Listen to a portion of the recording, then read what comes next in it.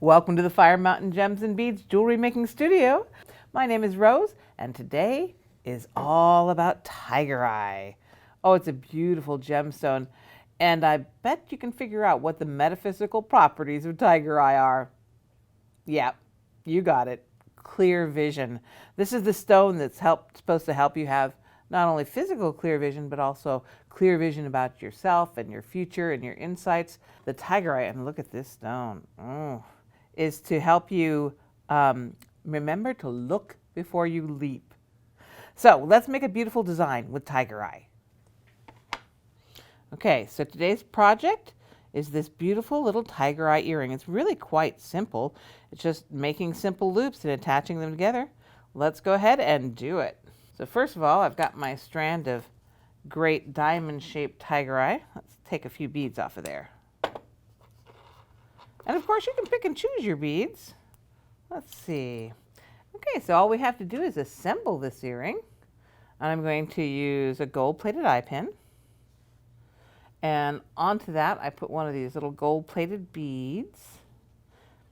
No particular reason, it just makes a more finished look when you put a bead on first. And then a diamond-shaped Tigereye and another gold-plated bead. Good. Now we're going to make that simple loop.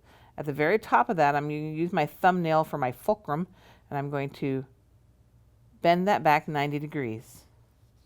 I want the loop on top to be the same size as the loop on the bottom, and it's just because I've been doing this for so long, I know I need to cut it about there. And I'm also being very careful. I don't let that piece of wire that I cut off fly into anybody's face or land on the floor. After all, Tigereye is about clear vision.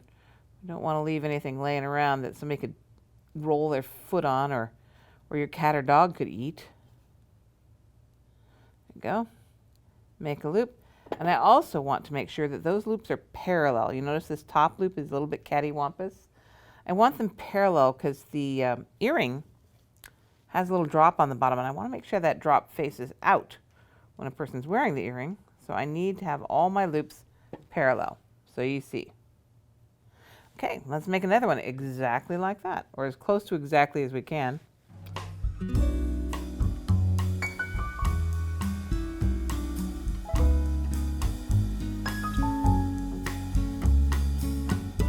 There we go. There's our two links.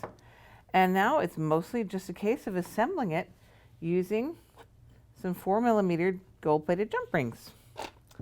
And you all have seen me do jump rings, I hope. Just twist them open.